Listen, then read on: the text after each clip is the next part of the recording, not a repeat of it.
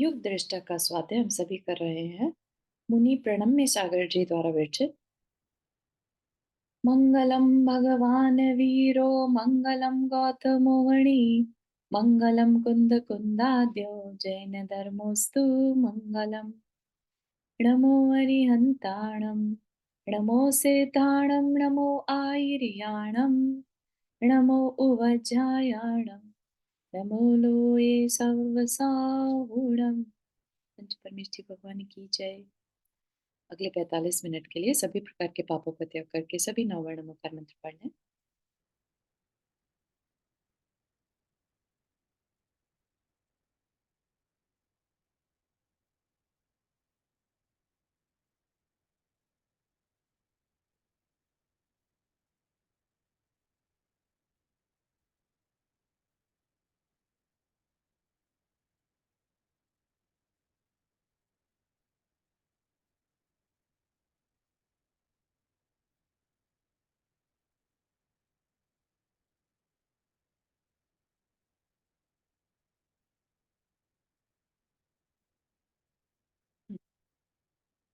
तो हम ये यहाँ पर जो विषय है हमारा युग दृष्टा आदिनाथ भगवान की कहानी चल रही है ना।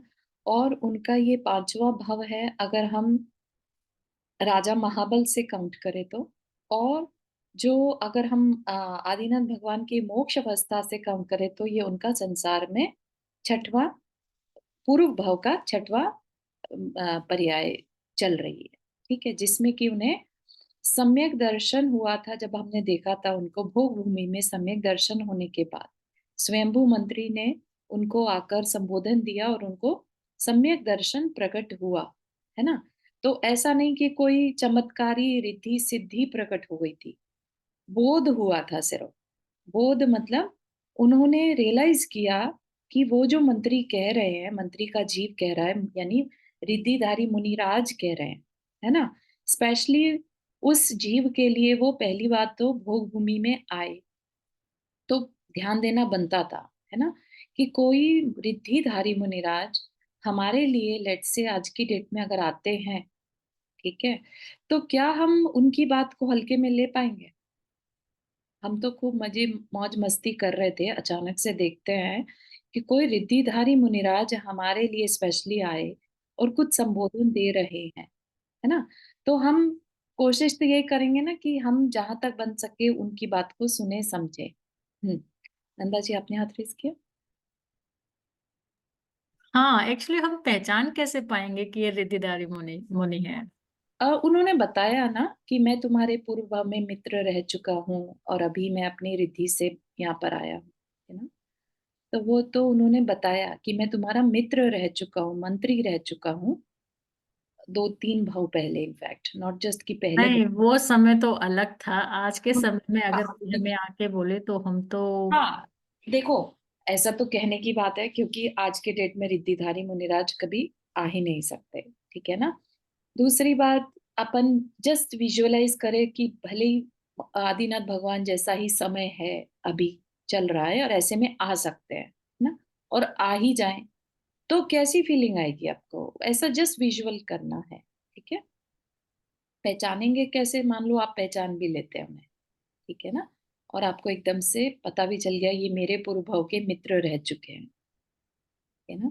तो कैसा फील करेंगे आप, तो वो थोड़ा सा आपको फील देने की कोशिश की जा रही है। Okay, thank you. हम्म, ठीक है। तो ऐसे ही वो मुनिराज आए सामने और उन्होंने भोग भूमि में उस राजा को, आर्य यानी वह जो जीव था भोग भूमि का, जो मौज मस्ती में लगा था, क्रीड़ा में लगा था अपनी भार्या के साथ, पत्नी के साथ कह लीजिए, आर्या के साथ कह लीजिए, है ना। उन दोनों को ही सम्यक दर्शन हो गया। और अब वह जो सम्यक दर्शन के बाद जो राजा था श्रीधर नाम का देव बन गया, ठीक है। कौन से स्वर्ग में, ईशान स्वर्ग में, है ना। पिछले उसमें सेशन में अपन ने देखा था। और जब वो वहां पर स्वर्ग में उत्पन्न हुआ वह देव सम्यक दर्शन के साथ, तो उठते साथ ही उसने क्या किया, अरिहंत बिंबों की दर्शन किया, है ना। और फिर क्या हुआ उसके साथ वो देखते हैं। सम्यक ज्ञान का महात्मा और उसकी देव निर्ग्रंथ मार्ग के प्रति रुचि बहुतों को सम्यक दृष्टि प्रदान कराने में कारण हो गई। ठीक है। वह जो देव था, अपने, क्योंकि जिसके पास कुछ होता है आत्मा का गुण, सम्यक दर्शन, सम्यक ज्ञान, सम्यक चारित्र, तो वो उस ज्ञान, उस चीज को, अपने उस गुण को दूसरों में बांटने की कोशिश करता ही है कि जैसी दृष्टि मेरे पास है ऐसी बाकियों को भी मिले। ठीक है ना। ये एक बहुत ही नॉर्मल सी चीज होती है, शेयरिंग की भावना जो आ जाती है ना, कि जैसा जीवन मेरा अच्छा बना ऐसा बाकियों का भी हो। ठीक। तो वह देव जो था, बहुतों को सम्यक दृष्टि प्रदान कराने में कारण बनने लगा, बाकियों को भी याद दिलाने, बोध कराने में कारण बनने लगा। सबको हो ही जाए ये जरूरी नहीं है। ठीक है ना। और क्योंकि वह रिद्धिधारी देव बना, उसके पास बहुत सारी रिद्धियां हो गई थी, तो पाताल लोक तक विहार, पाताल लोक मतलब नीचे के जो नरक हैं, उनमें भी वह जाने की क्षमता रखता था। जाएगा ऐसा जरूरी नहीं है, लेकिन उसके पास क्षमता थी। वहीं तक अवधि नेत्रों से वस्तु स्थिति का दिग्दर्शन तो सहज स्वशक्ति वशात था। ठीक है। तो क्या था उसके पास? अवधि ज्ञान था, जिससे कि वो नीचे तक देख सकता था क्या चल रहा है, वस्तु स्थिति यानी कैसी, क्या कुछ हो रहा है वहां पर, वो सब कुछ देख सकता था सहज ही, है ना। क्योंकि देवों के पास वैसे तो अवधि ज्ञान होता ही है, लेकिन हर देव कितना रिद्धिधारी है, कितने ऊपर ऊपर के स्वर्गों में है, उससे उसका अवधि ज्ञान का क्षेत्र, विषय, ये सब डिसाइड होता है। ठीक है। लेकिन उसके साथ साथ उसके पास ऊपर भी अन्य मित्र देवों के साथ ऊर्ध्वगमन भी अपने विमान के ध्वज दंड का उल्लंघन कर जाता था। क्या होता था कि जो बड़े देव होते हैं ना, वो देव नीचे वाले देव को अपने साथ ऊपर ले जा सकते हैं। ठीक है ना। तो वह देव भी अपने मित्रों के साथ ऊपर के विमानों में चला जाता था। उन विमानों में अद्भुत, अनिर्वचनीय, अगणित महिमा मंडित जिन बिंबों की दर्शनीयता हृदय में मानो सदा के लिए प्रतिबिंबित हो गई और सीमातीत गमन का निमित्त बन गई। मतलब कि जब उन विमानों में जाने लगा और उसने वहां पर उन्हें क्योंकि हर विमान में एक एक अकृत्रिम जिनालय होता ही है ना। तो उनकी सुंदरता देखने लायक थी। अगणित महिमा, अगणित मतलब जिसको बताया ना जा सके, अनिर्वचनीय मतलब वो वचनों में ना कहा जा सके। रुक्मणी आंटी, आपने हाथ रेस किया। हाँ, चारू जय जिनेन्द्र। जय जी। चारू, ये आदिनाथ भगवान का जन्म का बता रहे हैं या उनकी वाइफ जो थी उसके बारे में? नहीं, आदिनाथ भगवान के जीव की बात चल रही है, जीव की बात चल रही है, ठीक है। जो बना है। ओके। Okay, thank you. ठीक। ठीक है। तो अब वो कहीं पर भी आना जाना कर सकता था। ठीक है ना। तो अब सोचिए, देव के पास अगर पॉसिबिलिटी हो और वह सम्यक दृष्टि देव हो तो क्या करेगा। ठीक है ना। तो क्या कहा, तिर्यक दिशा में मेरु पर्वत ही वह मनोहारी केंद्र बिंदु है, जहां दूर दूर घूम आने के बाद भी भद्रशाल नंदन सोमनस वन की गुल्म वरी वल्लरियों, विशाल काय काननों में सर्व ऋतु संपन्न सौरभ का आकर्षण। अगर आप में से किसी ने आ, तीन लोक का वर्णन नहीं पढ़ा है, जम्बू द्वीप का, है ना, मेरू पर्वत, वो सब हमने बहुत डिटेल में पढ़े थे। तो लेट मी नो, तो so that I get the idea कि किसको जानकारी, ऐसा नहीं चाहते कि बिल्कुल भी पता ना चले, है ना, कि ये क्या है, मेरू पर्वत क्या है। यहाँ पर है कोई ऐसा जिसने पहली बार सुना है मेरू पर्वत के बारे में या जम्बू द्वीप के बारे में? सभी को थोड़ी जानकारी है। हम्म, ठीक है। तो जो जम्बू द्वीप है उसके बीचों बीच मेरू पर्वत है, सुमेरु पर्वत जिसे कहते हैं, है ना। और भी पांच मेरू हैं, बाकी के चार मेरू और हैं, तो टोटल पांच मेरू हैं। तो इन मेरू पर्वतों पर जो वन है, चार प्रकार के वन हैं, है ना, उनमें चारों दिशाओं में अकृत्रिम जिनालय भी हैं। तो हर मेरू पर्वत पर 16-16 अकृत्रिम जिनालय है। तो जो देव होते हैं नंदीश्वर द्वीप तो जाते ही हैं, साथ ही साथ इन पंचमेरु पर्वतों पर भी जाते हैं। तो कहाँ कहाँ जा सकते हैं और क्या क्या उन्हें अट्रैक्ट करता है, वो चीज बताई जा रही है। तो क्या कहा, मेरु पर्वत के मनोहारी जो वन हैं वो उनको बहुत आकर्षित करते हैं। एकांत निर्झरों में रिद्धिमान तेज पुंज नग्न मूर्तियों का दर्शन। जो झरने हैं, है ना, वो सब निर्झर एकांत निर्झरों में रिद्धिमान तेज पुंज नग्न मूर्तियों का दर्शन। तो जगह जगह पर जहां पर भी वो जाते हैं, जहां एकांत है ना, वहां मनुष्य तो जा नहीं सकते, या जाते भी होंगे तो एकांत है, ऐसे हर समय कोई ना कोई आता रहे ऐसा नहीं, ठीक है ना। तो ऐसी जगहों पर अरियंत प्रतिमाओं के दर्शन तन मन की थकान को पलायित कर देता। स्वस्थान पर तिष्ठते हुए विचित्र वैक्रियक शक्ति से कुलाचलों और द्वीपों पर केसरीवत उत्ताल भ्रमण। क्या मतलब, स्वस्थान पर यानी जो देव होते हैं उनका वास्तविक शरीर, मूल शरीर तो अपने विमान में ही रहता है। तो क्या कहा, स्वस्थान पर तिष्ठते हुए, तो मूल शरीर अपने ही विमान में रखकर फिर क्या करते हैं वो, विक्रिया रिद्धि से अपने जैसा अपना रूप कुछ और बना लेते हैं। जरूरी नहीं है एग्जैक्ट सेम वही देव का बनाए, कुछ भी बना सकते हैं और वैसा देव भी बना सकते हैं। तो विचित्र वैक्रियक शक्तियों से क्या करते हैं, कुलाचलों और दीप यानी पर्वतों पर, कुलाचल पर्वतों पर केशरीवत सिंह के समान, है ना, उत्ताल भ्रमण बिना किसी डर के भ्रमण करते हैं। विजार्थ की गुफा द्वार हो, विजार्थ पर्वत सुना है ना, जो भरत क्षेत्र है जैसे, तो उसको बीच में से आधा काटने वाला विद्यार्थ पर्वत, जिस पर विद्याधर रहते हैं। तो विद्यार्थ पर्वत के दोनों साइड्स पर दो गुफाएं रहती हैं, है ना, और वहां से एक जगह से गंगा नदी और एक तरफ से सिंधु नदी पास थ्रू करती है। तो बहुत विशाल काय वहां पर गुफा द्वार होते हैं, जिनको की क्रॉस करके चक्रवर्ती जो है मलेच्छ खंड में प्रवेश करता है। ठीक है।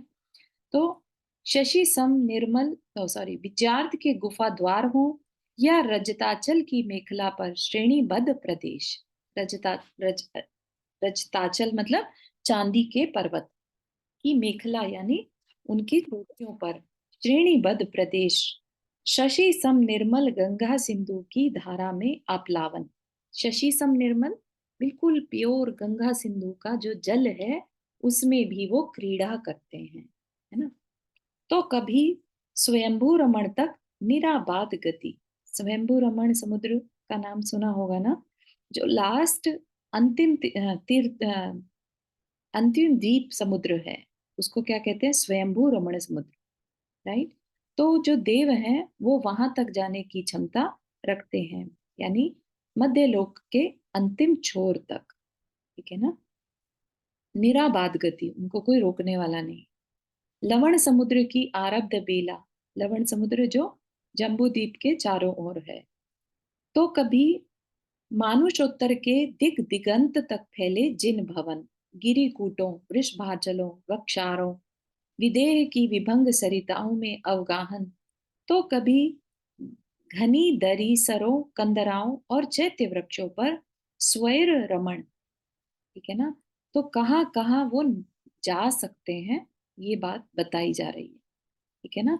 कहीं हमारे दिमाग में ये आता हो कि देव तो सिर्फ नंदीश्वर द्वीप ही जा सकते हैं, नहीं। नंदीश्वर द्वीप तो है ही, वहां तो वो अष्टानिका पर्व में जाते हैं, उसके अलावा भी वो कहीं पर भी जा सकते हैं। और स्पेशली मध्य लोक में जो ये सब गिरिकूट, वृषभांचल, है ना, इन सब पर जो अकृत्रिम जिनालय रहते हैं उन पर भी वो जाते हैं, ठीक है। रुक्मणी आंटी अपने हाथ पे इसके। चारू, जैसे कि अभी तुमने बताया कि आदिनाथ भगवान का जीव ये कौन से देव बने थे? श्रीधर देव बने थे, इसको अपन देख सकते हैं, है ना। नहीं तो ये जैसे कि तुमने बताया नरक के आखिर तक जा सकते हैं, जैसे जनरली तो ये कहते हैं ना तीसरे चौथे नरक तक ही जा सकते हैं। नहीं, जा सकते हैं। देखिए, जाने को जा सकते हैं लेकिन जाते नहीं है ना। अच्छा, ठीक है। तीसरे स्वर्ग तक जो असुर बड़े कुमार जाति के बड़े, देव जाते हैं ना। हाँ, रिद्धिधारी जो देव रहते हैं ना, वो तो एंड तक जा सकते हैं। अच्छा, और उनका, ओके। हाँ, जो अम, एक बार और चेक कर लेंगे इसको कि देव इन पर्सन शायद तीसरे तक ही जाते हैं, है ना। हाँ, वो ये एक बार तुमने हाँ, बताया हो था। सकता है अ- कि उनकी उनकी कैपेसिटी है लेकिन वो जाते नहीं। असुर कुमार जाति के देव जाते हैं ना तीसरी नरक तक। और हाँ, वो भिड़ाने के लिए जाते हैं लेकिन बाकी देव भी जा सकते हैं। नहीं, लेकिन पर बाकी देव भी, वो तो जब वो सीता जी का जीव गया था तीसरे नरक तक गए थे ना वो, करेक्ट, सीता जी का जीव। बिल्कुल सही है। तो तीसरे नरक तक जा सकते हैं या जाते जाते हैं, बट जाने की जो सीमा है उनकी सातवें नरक तक भी है। तो ये एक बार अच्छा, डबल चेक कर सकते हैं कि ठीक उनकी है, कैपेसिटी है ना। जो ठीक है। यहाँ पर दिया है तो पाताल लोक दिया है, राइट। जो ओके, वर्ड यूज किया है यहाँ पर पाताल, राइट। ओके। पाताल लोक नीचे का, है ना। तो हाँ, हाँ, तीसरे, चलिए मान लीजिए तीसरे नरक तक जा सकते हैं, ठीक है। ठीक है, ठीक है। ओके, और थैंक यू। उनके अवधि ज्ञान से वहीं बैठे बैठे भी देख सकते हैं। हो सकता है, हाँ, ये हो सकता है। ठीक है, ठीक है, ओके, थैंक यू। चलिए, ठीक है। सभी देव सभी देव सम्यक दृष्टि होते हैं या मिथ्या दृष्टि भी होते हैं? मिथ्या दृष्टि भी होते हैं। नरक नरक, ये तो इनकी जो चर्चा चल रही है इस भाव में ये सम्यक दृष्टि है, जी जी। ठीक है। तो ठीक चारों है। देवों को सम्यक दर्शन होता है, जैसा कि अभी बताया इसमें कि सम्यक दर्शी। हाँ, हो सकता है, बिल्कुल ओके, होता है, तभी है भी ओके, ना। हम्म, ओके, ओके, थैंक यू। जो कि भोग भूमि में हो गया था, है ना। ओके। एक जगह चारू मैंने पढ़ा कि भोग भूमि से आदमी स्वर्ग में नहीं जा सकता, कुछ भोग ठीक है भूमि क्या से ये? स्वर्ग में ही जाता है। अच्छा, मैंने गलत पढ़ लिया। हाँ, ओके, मस्ट है ये, क्योंकि अच्छा, भोग इतने नहीं भोग पाता जितना उसका पुण्य होता है, तो नियम से वहां जाता है। Okay, okay. और सम्यक दर्शन भी होता है उसको?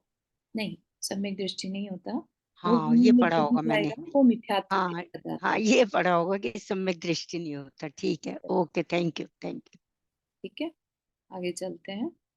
तो जगह जगह पर जाकर रमण करना सागर पर्यंत आयु को क्रीड़ा लीला व लीला से प्रतिपल रंगित तरंगित कर देती।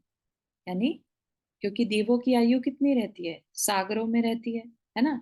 इवन दो ईशान स्वर्ग के देव हैं वो, तो 2 सागर रहती है, विच इज अपने आप में बहुत लंबा समय है, ठीक है ना। असंख्यात, मतलब अनंत काल जिसे कह सकते हैं, सागर, इतना लंबा समय, ठीक है। तो वो वहां पर एंजॉय करते रहे।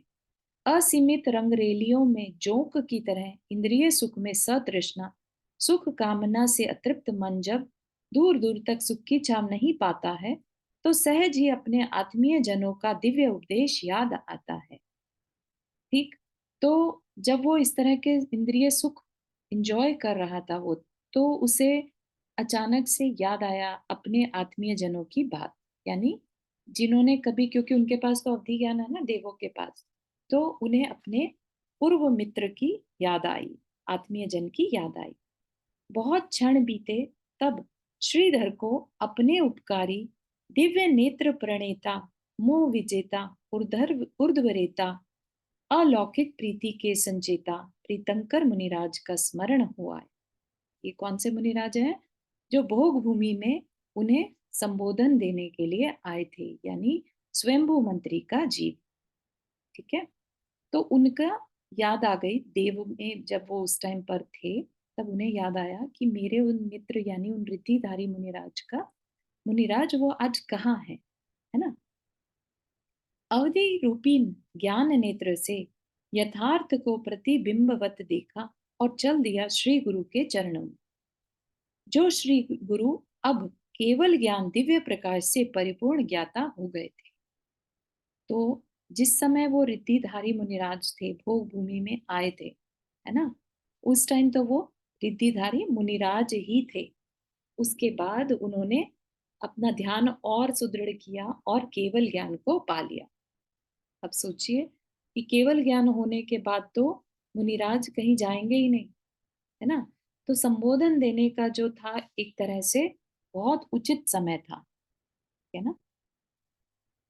अब उनको केवल ज्ञान हो चुका है, उनका निखिल के प्रति, यानी पूरे निखिल होता है पूरे लोक यूनिवर्स के प्रति, प्रीति भाव सार्थक हुआ और प्रीतंकर स्नातक की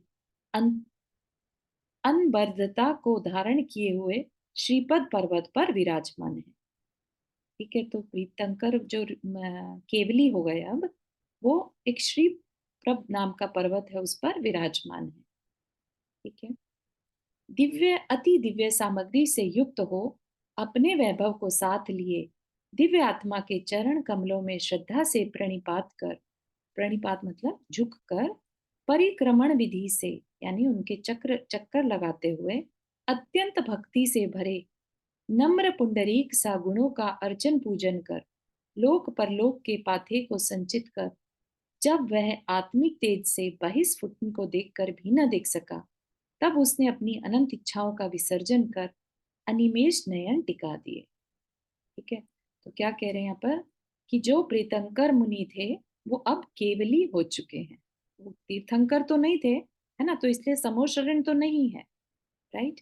तो वो अपने केवली जो भी हैं मुनिराज, केवली मुनिराज हैं, वो अपने ध्यान में हैं। ठीक है ना, उनको अब बाकियों से तो कोई मतलब नहीं रहेगा क्योंकि वो बीतरागी हो चुके हैं।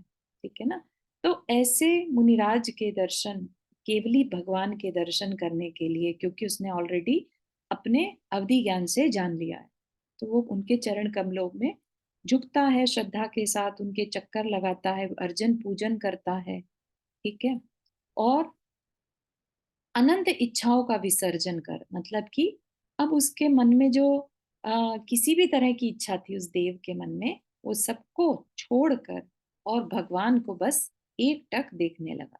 भगवान मतलब अरिहंत अवस्था तो है ही ना उनकी, है ना, तो उन अरिहंत भगवान को देखने लगा।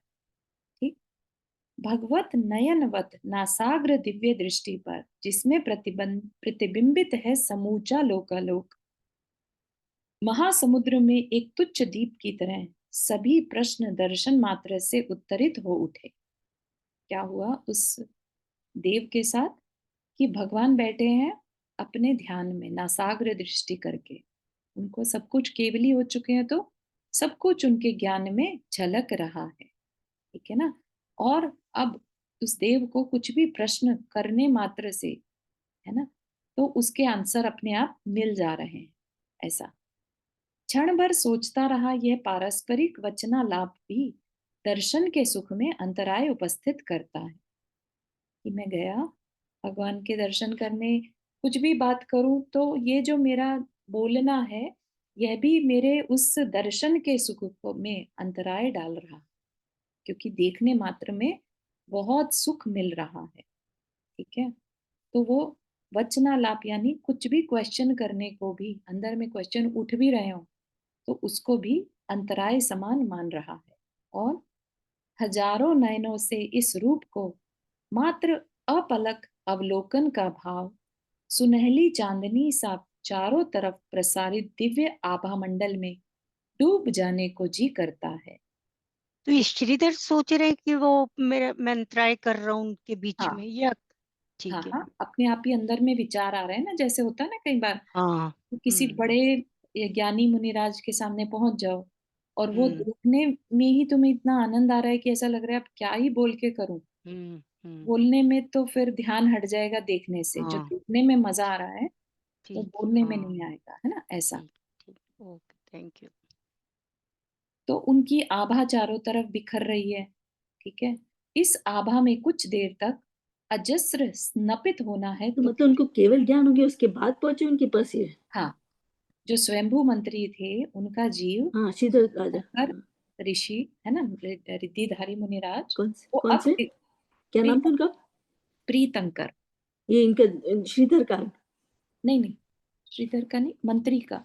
अच्छा, मंत्री का, का हाँ, जो जीव प्रीतकर। था स्वयंभू मंत्री का जीव, वो अब हाँ प्रीतंकर ऋषि बन गए थे, है ना, रिद्धिधारी। हाँ हाँ। तो अब उसको, उन्हें केवल ज्ञान हो चुका है। तो उसके अब बाद ही उनके चरणों में जाते हैं सर। हाँ, तो वह देव जो है उनके दर्शन करने पहुंचा। ठीक है। Thank you. और जिससे निरायास प्राप्त वचनों से यह श्रवण भी परितृप्त हो, दिव्य वचन रश्मियों से अज्ञान तमस विगलित हो, और तेजोमंडल के पुण्य परमाणुओं का आस्वादन भी। मतलब कि जो देव है ना, तो अभी इस आभा में कुछ देर तक अजस्र स्नपित होना है। स्नपित मतलब नहाना जिसे कहते हैं। ठीक है। अभिषेक जिसे कहते हैं ना अपने में, तो यहाँ पर स्नान को स्नपित होना है। तो कुछ पूछूं। ठीक है ना। तो ऐसा कुछ देर बैठने के बाद उसके मन में आया कि पूछूं। ठीक है। याद आया वही क्षण जब मैं राजा महाबल था और ये तत्वज्ञ हित दृष्टा स्वयं बुद्ध मंत्री। पर अन्य 3 मंत्री भी थे जिनसे स्वयं बुद्ध का खूब वाद विवाद हुआ। अंततो गत्वा उन्हें हारना पड़ा। उनके मन की कलुषता तत्क्षण साकार न हो पाई। पर उसका दुष्परिणाम क्या हुआ? क्योंकि क्या हुआ था ना, स्वयं बुद्ध मंत्री ने राजा को तो बता दिया था कि तुम्हारी 1 माह की आयु शेष बची है ना, कि तुम अपना कल्याण करो। वो तो 1 महीने की तपस्या करने में लग गए थे, साधना करने में। ठीक है ना। और वो वहां से मरण करके ललितांग देव बन गए। ठीक। तो पीछे से उन स्वयंबुद्ध मंत्री का क्या हुआ और उन बाकी 3 मंत्रियों का क्या हुआ, कुछ तो हुआ ही होगा ना। तो ये राजा उस समय तो नहीं जान पाया था। तो फिर भी स्वयंबुद्ध मंत्री के बारे में तो जान लिया, बाकी 3 मंत्रियों का क्या हुआ, यही जानने की इच्छा है श्री प्रभु के दिव्य वचन से। शीघ्र ही यह मनोभाव वचनों से प्रेषित हो गया और प्रस्फुटित हुआ करुणा का अनवरत स्रोत। तो जो केवली भगवान सामने बैठे थे मुनिराज, उनके अंदर से जैसे भी आवाज निकली हो, जो भी है उनका वहां से रिस्पांस आने लगा। ठीक है। चारू एक बात पूछूं बीच में, सॉरी। हाँ। ये जो मंत्री थे तो इनको कैसे ज्ञान हो गया था कि ये 1 महीने की आयु रह गई राजा की? तो स्वयंभू मंत्री जो थे, स्वयं बुद्ध मंत्री, ये जब अम, मेरू पर्वत पर है ना मुनिराज के दर्शन करने गए थे, तब वहां अच्छा, पर एक रिद्धिधारी मुनिराज ने ओके ओके, बताया हाँ था। ठीक है, याद आ गया। हाँ ठीक है, थैंक यू थैंक यू। ठीक है। तुम्हें याद रहता है इसलिए पूछा, नहीं तो मुझे तो याद नहीं, नहीं भूल है। गई थी। Thank you thank you. ठीक है। तो क्या पता चला? विज्ञात हुआ तीनों मंत्रियों का कुमरण और उनकी दुर्गति, वहां के दुखों का मर्म स्पर्शी वेदना वृतांत। जब मालूम हुआ कि 2 मंत्री आग्रह युक्त मिथ्या परिणामों से निगोद स्थान को प्राप्त हुए हैं, जहां प्रतिबोध की किरण भी कभी नहीं पहुंच सकती, किंतु शतमती मंत्री मिथ्यात्व के कारण नरक गया है। ठीक है। तो 3 में से 2 तो जिन्होंने मिथ्यात्व के साथ साथ आग्रह युक्त परिणाम भी किए, मतलब कि उस मिथ्यात्व को बहुत ज्यादा पुष्ट किया। ठीक है। तो उसके कारण वो वहां से निगोद स्थान में पहुंच गए। निगोद एक इंद्रिय जीवों की सबसे छोटी अवस्था। ठीक। और एक मंत्री शत मंत्री जो है मिथ्यात्व के कारण नरक गया। जीव कल्याण को प्रेरित करता अनुकंपा परिणाम बेचैन सा करने लगा, तो श्री गुरु ने पूछकर वह पवित्र बुद्धि श्रीधर देव शतमती नारकी को समझाने, धर्म का उपदेश देने और मिथ्यात्व का वमन कराने के लिए नरक द्वार पर पहुंचा। काल लब्धि से प्रेरित हो दुखों की सघनता से उस नारकी ने प्राप्त उपदेश को निबीड़ अंधकार में प्राप्त एक प्रकाश किरण की तरह अपने आंचल में समेट लिया। तो क्या किया? जो काल लब्धि से प्रेरित हो, यहाँ पर स्पेशली इस बात को ध्यान देने लायक है, ये वर्ड यूज किया, काल लब्धि से प्रेरित हो। ऐसा नहीं है कि हर नारकी जिसको भी उपदेश दिया जाए वो अपने उस उपदेश को सुनकर सम्यक दर्शन को पा ही ले। ठीक है। तो यहाँ पर स्पेशली इसलिए वर्ड यूज किया कि जो वह जीव था शतमती का, उसकी उसकी काल लब्धि, उसका समय ऐसा आ गया था, काल बिल्कुल अप्रोप्रिएट था कि उसने उन उपदेशों को एक प्रकाश की किरण की तरह अपने आंचल में समेट लिया और समीचीन रत्न को खोज लिया, यानी सम्यक दर्शन को प्राप्त कर लिया। नरक में भी अगर कोई पुण्यशाली जीव हो और किसी कारण से नरक में हो, तो वह ऐसे उपदेश उसको वहां भी मिल सकते हैं। ठीक है ना? इतना अंदर में अपने उपादान में शक्ति होनी चाहिए। इतना ही नहीं, जब वह नरक की भयंकर महाकालिनी असहनीय पीड़ा को भोगकर विदेह के चक्रवर्ती का जयसेन पुत्र हुआ, तो नरक से छूटकर कहाँ पहुंचे? क्योंकि सम्यक दृष्टि हो चुके थे, तो विदेह क्षेत्र के एक नगरी के चक्रवर्ती के पुत्र बने। कौन? शतमती मंत्री। ठीक है। तो श्रीधर देव ने पुनः नरक का वह संबोधन और वेदना का ज्ञान कराया। ठीक है। तो नरक से छूटने के बाद भी जो श्रीधर देव थे, उन्होंने छोड़ा नहीं उसे, शतमती मंत्री के जीव को। वो जहां विदेह क्षेत्र में चक्रवर्ती के पुत्र हुए जयसेन नाम के, तो वो उनको वह याद दिलाने पहुंच गए वहां पर भी कि मैंने तुम्हें तुम नरकों में रहे, इतना तुमने दुख उठाया। ठीक है ना? और तुमने ऐसे ऐसे संबोधन के कारण आज तुम चक्रवर्ती हुए हो। ठीक है। तो जब यह संबोधन दिया और वेदना का ज्ञान कराया, उससे क्या हुआ? जयसेन भोगों से विरक्त हो गया और समाधि पूर्वक मरण कर, यानी दीक्षा लेकर समाधि पूर्वक मरण करके ब्रह्म स्वर्ग में इंद्रत्व को प्राप्त हुआ। कहा? तो राजा महाबल का मंत्री, मिथ्या दृष्टि मंत्री, है ना? फिर नरकों की यात्रा भुगत रहा था, लेकिन आप ये समझिए कि जैसे हम बोलते हैं ना कि 7-8 भव बचते हैं, है ना? तो 7-8 भव कैसे बचते होंगे? उसने पुरुषार्थ किया होगा पहले कभी। तो ऐसे ही ये शतमती मंत्री भले ही मिथ्यात्वी था, लेकिन पूर्व भव के किसी पुरुषार्थ के कारण उसके बहुत कम भव बचे थे। ठीक है। और जिसे कहते हैं ना निकट भव्य, ठीक है, निकट भव्य जी। तो अब वो ब्रह्म स्वर्ग में इंद्रत्व को प्राप्त हुआ, इंद्र बना हुआ। तो चारों इनका उपादान अच्छा हो जाता होगा ना, जो इन्होंने नरक में भी वो सुन लिया और वो हाँ, बन तो बन के सब। उपादान जो पंचम काल के जीव है उनका भी अच्छा हो सकता है ना? समाधि पूर्वक मरण करना ही अपने उपादान को अच्छा बनाना ओके। है ना? वो चाहे आप कभी करो, इस भव में करो, अगले भव में करो, कभी करो, है ना? मुनि बनकर भी समाधि पूर्वक मरण करना ही होगा। समाधि नहीं हुई तो फिर ये नहीं कह सकते कि निकट भव्य है, फिर पता नहीं क्योंकि कितना एक जगह मैंने ये पढ़ा था कि जो ये महावीर भगवान बने, हम्म, उनका जीव जो था, जो पहले भरत का लड़का, कि उनका उपादान अच्छा नहीं था, इसीलिए वो नहीं कुछ कर पाए। नहीं तो राजा आदिनाथ भगवान के पोते भरत के लड़के, तब भी बिल्कुल उनका उपादान अच्छा नहीं था, इसलिए वो नहीं बन पाए बिल्कुल कुछ। सही। कितना हाँ, तो उनके उपादान ने उतनी मेहनत तब तक नहीं करी थी। नहीं की। हाँ हाँ। ठीक है ना? तो इन ये जो शतमती मंत्री का जीव है, इसने मेहनत कर रखी थी, तो समाधि मरण करके ब्रह्म स्वर्ग में इंद्रत्व को प्राप्त हुआ, यानी इंद्र बना। श्रीधर तो सिर्फ देव है, और ये क्या बन गया? इंद्र बन गया ब्रह्म स्वर्ग, यानी 5वें स्वर्ग में, जो कि ईशान स्वर्ग से भी ऊपर का स्वर्ग है। ठीक है ना? और उसमें भी इंद्र बनना बहुत बड़ी बात है। इंद्र होकर भी अपने कल्याणकर्ता मित्र का स्मरण दिव्य अवधि ज्ञान से हुआ, तो वह उनके समीप आवंदन पूजन करने लगा। किसका वंदन पूजन करने लगा? जो श्रीधर नाम का देव था, जिसने उन्हें नरक में आकर उपदेश दिया और विदेह क्षेत्र में आकर उपदेश दिया, है ना? दोनों ही जगह दिया ना। तो उसने क्योंकि अवधि ज्ञान से पता लगाया कि वो इंद्र कैसे बना, तो पता चला कि श्रीधर देव के संबोधन से।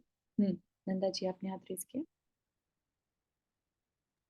थोड़ा सा इसमें क्लैरिटी नहीं आ पा रही है मेरे को कि ये तीनों मंत्रियों, थोड़ा सा कहानी के उसमें बता दीजिएगा। तो क्या हुआ था, जब राजा महाबल का जीव था, जहां से कहानी स्टार्ट हुई थी, शुरू हुई थी, हाँ। है ना? हाँ, तो वह जो राजा था उसके 4 मंत्री थे, ये याद है? हाँ हाँ, एक उसमें मंत्री तो बहुत स्वयंबुद्ध अच्छा था। एक हाँ सम्यक दृष्टि था और 3 मिथ्या दृष्टि थे। हाँ हाँ, ठीक है, तो अब क्या है, स्वयंबुद्ध मंत्री का तो हमने देख लिया, वो तो केवल ज्ञान हो गया उनको केवल तो। ज्ञान हो गया, है ना? उनका अपना सम्यक दर्शन के कारण कल्याण हो चुका है। ठीक है, अब बाकी के 3 मंत्री में से 2 जो थे वो तो निगोद में पहुंच गए।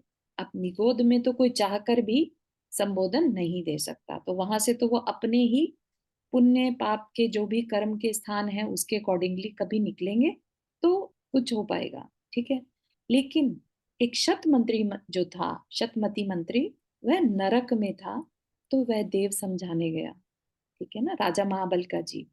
हम्म। ठीक है ना, और फिर वह अब ब्रह्म स्वर्ग में इंद्र का पद पा लिया। कैसे? ये क्योंकि एक तो काल आपने, गद्दी थी। बोलो। हाँ, ये बताया था ना कि नरक से सीधे स्वर्ग में नहीं जा सकते हैं। हाँ, नरक से तो विदेह क्षेत्र में चक्रवर्ती का पुत्र हुआ ना पहले। अच्छा अच्छा, हाँ, हम्म, ठीक। ठीक है ना, नरक से या तो मनुष्य बनेंगे या तिर्यंच बनेंगे। हाँ। और क्योंकि सम्यक दर्शन हो गया था तो अच्छी जगह जन्म मिला। सम्यक दर्शन बहुत पावरफुल चीज है। ठीक है ना। थैंक यू, थैंक तो वो इंद्र होकर भी एक देव के दर्शन करने, उसकी वंदन पूजा करने आया। वस्तुतः दुनिया में अपने पर उपकार करने वाला ही गुरु है, भगवान है, चाहे वह पद, कद और वय में कितना ही लघु क्यों ना हो। क्या कह रहे हैं? जिससे जो आपके ऊपर उपकार कर दे, है ना, उसको गुरु कहा, वही पूजनीय है। चाहे वह पद यानी पद प्रतिष्ठा जिसे कहते हैं ना, कद यानी हाइट में आपसे, और वय यानी उम्र में। ठीक है, कितना ही लघु क्यों ना हो, उसका आपके क्या मैटर करेगा कि उसने आपके ऊपर उपकार किया है। ये नहीं देखना कि वो किस पद पर है, वो इंद्र है कि देव है ना? इंद्र भी देव के वंदन पूजन करने पहुंच गया। ठीक है ना, तो कहा चाहे वह पद, कद और वय में कितना ही लघु क्यों ना हो। तो श्रीधर देव ने ब्रह्मेंद्र से कहा, अरे तुम इंद्र होकर यह क्या कर रहे हो? तुम्हारा उच्च पद है, तुम्हारा वैभव भी हमसे बहुत ज्यादा है। इतना ही नहीं, तुम्हारी विशुद्धि भी मुझसे बहुत अधिक है। भावों की विशुद्धता ही पूज्य अपूज्यपने का कारण होती है। इसलिए आपका यह सम्मान हमारे लिए, इतना कहकर उसने बोल ही रहा था भी, तभी बीच में बात को रोककर ब्रह्मेंद्र ने कहा, नहीं पूज्यवर, वह वैभव इंद्रत्व तो सब उस सम्यक दर्शन की शुभ देन है, जिस दर्शन को दिलाने आप नरकों के अंधकार में भी मुझे ढूंढने आए थे। इतना ही नहीं, आपने पुनः मनुष्य भाव में मुझे संबोधा, और मैं जयसेन फिर इसी संसार वृद्धि को करने वाले मंगल विभाग के उपक्रम में फंसने जा रहा था, तभी आपने प्रबोधन दिया, और मैंने उसी समय उस सम्मोहन पाश को हमेशा के लिए तोड़ने का निश्चय कर लिया और वन चला गया। वन जाकर मैं अपने लक्ष्य प्राप्ति में सफल रहा। मैंने महसूस किया कि वनिता यानी स्त्री, पुत्र, परिवार की जंजीरों को तोड़े बिना कोई भी पुरुष गंतव्य तक नहीं पहुंच सकता। व्यक्ति पहले दलदल में जानबूझकर फंसता है, फिर निकलने के लिए छटपटाता है। उस समय उसका पुरुषार्थ विपरीत उसको उस दलदल में और डुबोते फंसाते जाता है। ठीक है, तो वो अपने मन की बात कह रहा है। कौन कह रहा है? ब्रह्मेंद्र, ब्रह्म लोक का, ब्रह्म स्वर्ग का इंद्र जो बन चुका है, वो अपने से छोटे देव को जाकर नमन कर रहा है और बता रहा है कि आप ही के कारण आज मैं जहां हूं, वो आपके कारण ही पॉसिबल हो पाया है। तब श्रीधर बोले, नहीं इंद्र, इन बंधनों से घबराना नहीं, आप में शक्ति थी, इसलिए उस मंगल प्रसंग को आपने सहज नाकाम कर दिया। यह आपकी निकट भवितव्यता का सुफल था। ठीक है, अब ये देखने की बात है यहाँ पर कि दोनों के अंदर कितनी ह्यूमिलिटी है। एक ब्रह्मलोक का, ब्रह्म स्वर्ग का इंद्र होकर भी अपने से छोटे देव को कह रहा है आपके कारण है ना, उनकी वंदना पूजन करना चाहता है। और जो श्रीधर देव है, बजाय इस बात में अकड़ने के, अहंकार करने के, है ना, कि देखो देखो मेरे तो आगे इंद्र भी झुकता है, ऐसा नहीं, ऐसे भाव नहीं आया। वो क्या कह रहा है, नहीं नहीं, ये तो आप ही का उपादान था, है ना, आप में शक्ति थी, इसलिए उस मंगल प्रसंग को आपने सहज नाकाम कर दिया। किस मंगल प्रसंग को? शादी जैसे मंगल प्रसंग को भी नाकाम करने की हिम्मत तो उसी ने दिखाई ना। उपदेश देकर, उपदेश सुनकर इग्नोर भी तो कर सकते थे, राइट? तो दोनों चीजें, निमित्त नैमित्तिक संबंध या निमित्त और उपादान का यहाँ पर बहुत सुंदर वर्णन है। निमित्त कुछ नहीं कर सकता अगर उपादान एफर्ट्स ना मारे, और उपादान एफर्ट नहीं मारे और निमित्त कहे मैंने ही सब कुछ कर दिया, है ना, तो वह भी नहीं चलेगा। या उपादान है लेकिन निमित्त ना हो तो भी नहीं चलेगा, ठीक है ना। तो दोनों का संबंध बहुत बहुत इंपॉर्टेंट है। तो वह देव क्या कहता है, यह आपकी निकट भवितव्यता का सुफल था। लिप्साओं में विवश पुरुष या स्त्री इस विपरीत आकर्षण को छोड़ने में सक्षम, आकर्षण और द्वेष का प्रबल विकर्षण इस जीव को संसार समुद्र में थपेड़े मार मार कर उसे थकाता ही रहता है। इसलिए सम्यक ज्ञान द्वारा ही बिरले ज्ञाता इस बंधन को तोड़कर मुक्ति पुरुषार्थ में सफलता पाते हैं, ठीक है। तो अदरवाइज क्या होता है कि विपरीत आकर्षण, यानी स्त्री है तो पुरुष और पुरुष है तो स्त्री, यही खेल हर तरफ चलता रहता है, राइट। तो उसको छोड़ने में सक्षम अगर कोई नहीं होता तो क्या करेंगे, संसार सागर के ही थपेड़े खाते रह जाएंगे, और जितनी एफर्ट्स उस संसार को पार करने में लगाते रहेंगे, हाथ पैरों से करेंगे, तो थकेंगे, पार तो होगा नहीं, है ना। तो हम भी गृहस्थी में कितनी मेहनत करते हैं, है ना। तो अगर मुनि महाराज से पूछो तो वो कहेंगे कि हमसे ज्यादा मेहनत तो आप लोग करते हो, लेकिन हमारा जो पुरुषार्थ है, गृहस्थ का पुरुषार्थ है, वो व्यर्थ है ना, कीचड़ में ही फंसने जैसा है, दलदल में जैसे हम और फंसे जा रहे हैं, ऐसा पुरुषार्थ है ना। तो इस तरह के पुरुषार्थ से कोई लाभ नहीं है। तो जो वास्तविक पुरुषार्थ है वह कौन सा है, मुक्ति पुरुषार्थ। और वो कब मिलता है, सम्यक ज्ञान द्वारा ही विरले ज्ञाता इस बंधन को तोड़कर मुक्ति पुरुषार्थ में सफलता पाते हैं, ठीक है। तो इसके लिए सम्यक दर्शन, सम्यक ज्ञान बेहद आवश्यक है। सच है, बिल्कुल सच, आपकी प्रज्ञा वास्तव में अद्भुत है, आपका ज्ञान ही सम्यक ज्ञान है। इन भोग और भोगिनी के बीच आपका यह ज्ञान नेत्र अब सचमुच खुला हुआ है, इसलिए तो बार बार आपके चरण छूने को मन करता है। और मित्र, आपने जो पहले कहा कि तुम इंद्र हो फिर भी मुझे इतना सम्मान, सो मित्र, यह बड़प्पन तो अहंकार है, और यह अहंकार एक पर्वत है जो बड़े बड़े गुणों को भी देखने नहीं देता, बीच में आ खड़ा होता है। अगर यह पर्वत आपके वात्सल्य से चूर चूर नहीं होता तो मुझे जीने का आनंद कैसे आता, कैसे आपकी दुर्लभ संगति पाता, ठीक है। तो बात समझ में आ रही है कि जो इंद्र बना है ना, तो वह कह रहा है कि मेरा तो मन आपके चरण बार बार छूने को कर रहा है, क्योंकि आपकी जो अंडरस्टैंडिंग है ना, अभी भी वो जो श्रीधर देव है वो अपने ऊपर कोई क्रेडिट नहीं ले रहा है ना। तो वो जो देव है, बड़ा देव है, इंद्र है, वो कह रहा है कि आपकी इसी प्रज्ञा के कारण, इसी विजडम के कारण मेरा मन आपके बार बार आपके चरण छूने को कर रहा है, ठीक है ना। आप ही के कारण मेरा वह कषाय रूपी अहंकार टूट पाया, ठीक है ना। अगर आपने उस समय अपना वात्सल्य ना दिखाया होता, मुझे वात्सल्य के कारण नरक में संबोधन देने ना आते, या मुझे वात्सल्य के कारण जयसेन के पर्याय में जब मैं चक्रवर्ती का पुत्र था तब संबोधन देने नहीं आते, तो आज मुझे ये जीवन का आनंद कैसे मिलता, कैसे आपकी दुर्लभ संगति पाता।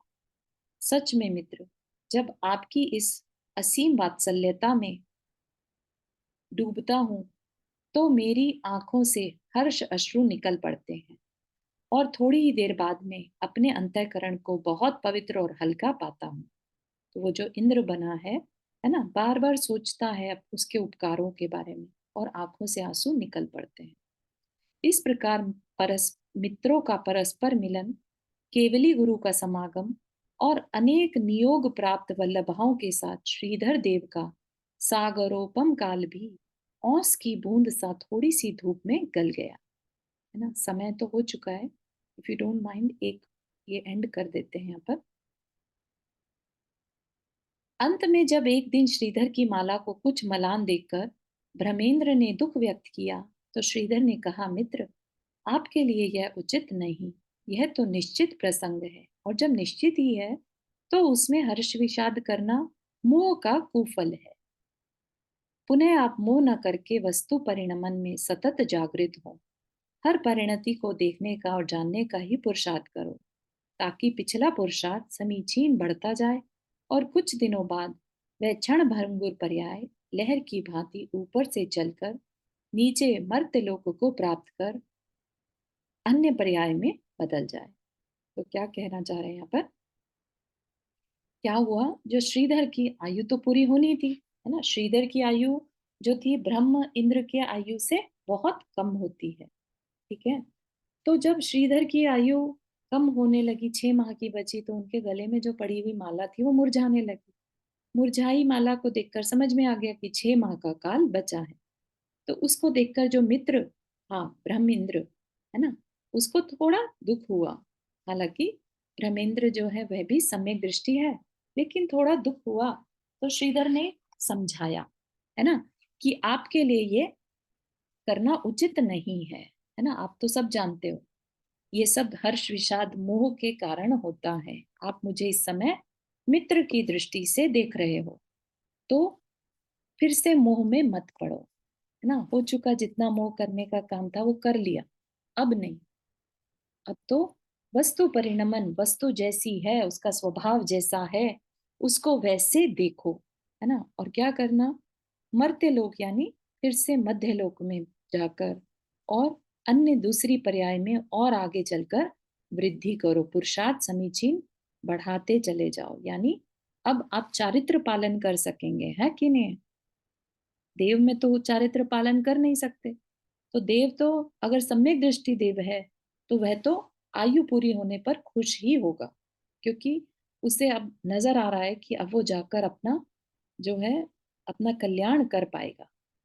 समझ रहे हैं आप, कि जिसकी दृष्टि समीचीन यानी सम्यक दर्शन है जिसके पास, उसको देखने का, दुनिया देखने का नजरिया बदल जाता है। उसको मृत्यु से भय नहीं लगता। उसको ये नहीं है कि अरे 6 माह की आयु बची है, इसके बाद मेरा क्या होगा। नहीं, वो एक्साइटेड है बल्कि, कि अब जाकर मैं फिर से चारित्र पालन करूंगा, फिर से अपना कल्याण करके और आगे आत्मा का विकास करूंगा। ठीक है ना। यहाँ तक के कुछ प्रश्न, बात समझ में आ रही है? कुछ लोगों ने बीच में ज्वाइन किया। हाँ चारू, एक चीज पूछनी थी। जी आंटी। चारू, जैसे ये तो आदिनाथ भगवान का जीव है और सब ठीक होगा, आगे बनना ही है, इन्हें तो भगवान तीर्थंकर। लेकिन जैसे अगर स्वर्ग से जाके कोई अगर मध्य लोक में जाके मिथ्यात्व दोबारा मिल सकता है कि मिथ्यात्व में हो जाए?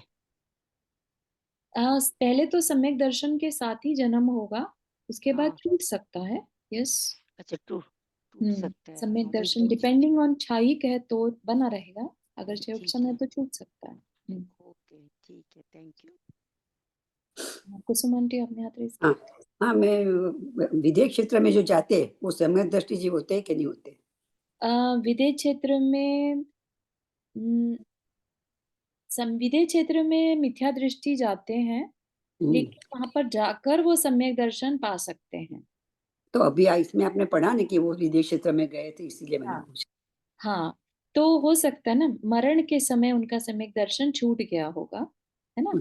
और अच्छा, फिर होता क्या है कि नरक से निकलकर, there is no other choice, नरक से निकलकर चाहे सम्यक दर्शन भी हो, है ना, वैसे तो मरण के समय छूटेगा ही, और मरण के समय छूट गया तो वहां से निकलकर मनुष्य ही बनते हैं। एक्चुअली मनुष्य और तिर्यंच देव और नहीं जो बन सकते। एक बात और भी पूछनी है कि जो स्वर्ग में जाते हैं जी तो वो बाद में जो अभी आपने बोला कि अभी जो मर जाएगा तो उसका अच्छी जगह पे ही होगा, ऐसा फिक्स है? क्योंकि सम्यक दर्शन है ना। तो वो सम्यक मनुष्य गति दर्शन में का ही जाएंगे, अच्छा ही होगा। हाँ, मनुष्य भी बनेगा और मनुष्य में भी अच्छी मुनि गति मान और जाएगा। मुनि मानस बन के दीक्षा लेके फिर मोक्ष में जाएंगे। हाँ, अगर वो उसे मेंटेन करता है तो सम्यक दर्शन को मेंटेन करना रहेगा। अगर मिथ्यात्व में पड़ गया तो चला जाएगा सम्यक दर्शन। फिक्स नहीं है, ऐसा नक्की नहीं है फिक्स कि मोक्ष नहीं में है, जाए। क्योंकि अनलेस इच्छाइक, जो अच्छा जैसे राजा श्रेणी का है ना, अच्छा राइट, तो वो वहां से निकलकर तीर्थंकर होने वाले हैं नरक से, राइट। वो छायिक सम्यक दृष्टि है, उनका अच्छा। सम्यक तो दर्शन छूटेगा शाही नहीं। दृष्टि होती है वो गर्व उसका होता है, बाकी इसका नहीं होता है। बाकी किसी का नहीं कह सकते, लेकिन हाँ, एक बार को सम्यक दर्शन के साथ जाएंगे। अच्छा हाँ, ठीक है। चारू जी, जी, एक बार मुझे ये श्रीधर और ब्रह्मदेव का और ब्रह्मेंद्र का बता दो, कौन किसको क्या कह रहा है? थोड़ा तो सा मेरा ये मिस हो जो गया। श्रीधर श्रीधर है ना, हाँ हाँ, वो राजा महाबल का जीव है। ओके और जो ब्रह्मेंद्र है वो शतमती मंत्री का जीव है। ओके। ठीक है। और क्योंकि राजा महाबल के जीव ने जाकर उनको संबोधन दिया था नरक में, और उसके बाद जब वो चक्रवर्ती के पुत्र बने तब भी संबोधन दिया, जिसके कारण उन्होंने समाधि पूर्वक मरण किया, दीक्षा लेकर समाधि पूर्वक मरण किया, और ब्रह्म लोक, ब्रह्म जो स्वर्ग है, पांचवा स्वर्ग है, उसमें इंद्र पद को प्राप्त किया, क्योंकि चक्रवर्ती के पुत्र थे तो पुण्य तो बहुत था, है ना। और चक्रवर्ती का हाथ पर चक्रवर्ती का सब कुछ छोड़कर, वैभव छोड़कर दीक्षा लेना बड़ी बात है ना। तो चक्रवर्ती जब दीक्षा लेता है तो आगे चल के अपना कल्याण नियम से कर ही लेता। ठीक है नीता जी। हाँ हाँ, नहीं अभी ये लास्ट में बताया श्रीधर और ब्रह्मेंद्र का कि आप अच्छा, आगे जाके पर्याय शरण भंगुर है, कौन कहता है किसको ये? तो ये श्रीधर कह रहे हैं, क्योंकि जो ब्रह्मेंद्र हैं उन्हें दुख हो हाँ रहा हाँ, है ना, कि भाई ओ श्रीधर छोड़कर जा रहा है, उसके आयु पूरी होने वाली है, 6 माह की हाँ, बच्ची है। Okay okay okay. ठीक है ना। हम्म। क्योंकि पांचवें स्वर्ग के जो देव होते हैं उनकी आयु दूसरे स्वर्ग के देव से बहुत ज्यादा होती हाँ है ना। तो हाँ, इसलिए दूसरे स्वर्ग के देव होने के कारण श्रीधर जाने वाले हैं, ओके आयु ओके पूरी होने वाली है। Okay, thank you. ठीक है। हाँ, मीनल आपने हाथ रेज किया। मैं ये पूछ रही हूँ कि श्रेणिक राजा छायिक सम्यग्दर्शी हैं, तो हम्म। क्या नरक में वो भी लड़ते हैं, या मतलब जैसे नारकी बिहेव करते हैं, क्या वो भी करेंगे? हाँ, वो भी करते हैं, सेम करते हैं, है ना। अच्छा। ओनली थिंग इज कि जब लास्ट का 6 माह बचता है ना, तब हम्म। उनके वो दुख खत्म हो जाते हैं, क्योंकि अब उन्हें, अच्छा। हाँ, छायिक हम्म समय दृष्टि तीर्थंकर होने वाले हैं ना, तो हम्म। देव आकर उनके लिए एक स्पेशल व्यवस्था कर देते हैं, ताकि अब अच्छा। वो अपने संक्लेश परिणामों से हम्म, बाहर आ जाए। लेकिन तब तक ओके। वो वैसे ही जीते हैं जैसे बाकी नारी। अच्छा। ओके। और एक और चीज है कि जैसे सब लोग बोलते हैं कि आचार्य श्री 16वें स्वर्ग गए, ऐसा गए, तो वो विदेह क्षेत्र जाके मतलब दीक्षा नहीं ले सकते, या जहाँ पर ये विद्याधर रहते हैं विजात पर्वत पे, वहां पे मतलब वो नहीं बन सकते कि नहीं मनुष्य बन जाएं और फिर नहीं नहीं नहीं। दीक्षा ले लें? देखो, देव जो होते हैं ना, उनको अपनी हम्म। आयु पूरी करनी ही पड़ती है, they can not reduce there आयु। अच्छा। ठीक है। और जब हम्म वो बात हो रही है हम्म 16वें स्वर्ग की, तो 16वें स्वर्ग में हम्म। 22 सागर की आयु, ठीक है, इतनी नहीं, मैं आयु। ये पूछ रही, जैसे वो यहाँ से गए तो जरूरी है कि देवी बने हो, ऐसा नहीं कि वो हाँ, वहां बिल्कुल जाके दीक्षा लेके और नियम फिर से ये देव बन जाए? बने, नियम से देव अच्छा। बने, क्योंकि अच्छा। जो हम्म साधक 22 साल की उम्र में दीक्षा ले ले, है ना, हम्म और इतने लंबी तपस्या, इतनी विशुद्ध तपस्या करेगा हम्म पंचम हम्म काल में रहकर भी, है ना, हम्म। तो वह तो नियम से वैमानिक देव अच्छा, ही देव। बनेगा, अच्छा। है ना। तो अब मतलब वैमानिक देव ज्यादा अच्छा होता है बजाय कि हम विदेह क्षेत्र में जन्म लेके और मोक्ष हाँ हाँ, पाले? विदेह क्षेत्र नहीं, देखो, विदेह क्षेत्र में मिथ्या दृष्टि जाता है, ठीक है। ओ। तो अब मिथ्या दृष्टि जाएगा तो क्या भरोसा है कि वो अपना कल्याण कर ही ले। माना वहां पे तीर्थंकर है, माना वहां पर मोक्ष हाँ, होते हैं, लेकिन हर कोई वहां मोक्ष पाता है क्या? नहीं, वहां भी मिथ्या दृष्टि होते हैं। तो जो जो लोग वहां पे तीर्थंकर बनते हैं वो पहले मिथ्या दृष्टि होते हैं, वो यहाँ से मिथ्या दृष्टि जाते हैं? हाँ, ओ। मिथ्या दृष्टि जाते हैं, या फिर जिन्होंने आयु बांध ली है मनुष्य की, तो वो जा सकते हैं वहां पर अच्छा के सम्यक दर्शन के साथ।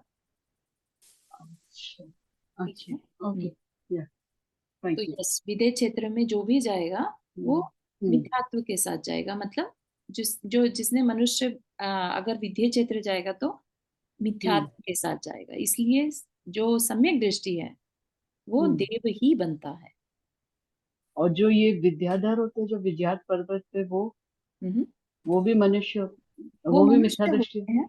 अच्छा वो भी अगेन सेम विदेह क्षेत्र जैसी व्यवस्था रहती है, मिथ्या दृष्टि अच्छा भी होते हैं और सम्यक दृष्टि भी। थैंक यू ठीक है। चलो एक चीज पूछनी थी मुझे, जो तुमने पिक्चर लगाई हुई है इसका क्या वो सिग्निफिकेंस है? अगली उसमें आएगी। ओ अच्छा, हाँ, नेक्स्ट कहानी से रिलेटेड। ओके ठीक है, ठीक है।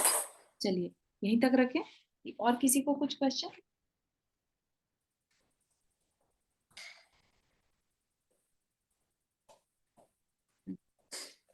जिनवानी स्तुति। जवानी के ज्ञान से सूझे लोकालोक, सोमानी मस्तक धरो सदा देत हो दो। हे जिनवानी भारती तो ही जपो दिन रैन, जो तेरा शरणा गए सो पावे सुचैन। नौ बार नमन करना।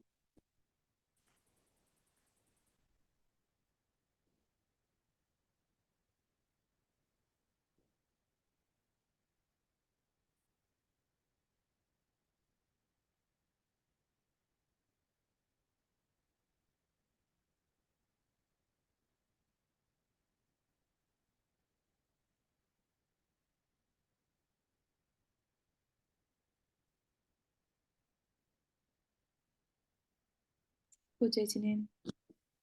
जय जिनेन्द्र। जय जिनेन्द्र। जय जिनेन्द्र। जय जिनेन्द्र। जय जिनेन्द्र। जय जिनेन्द्र।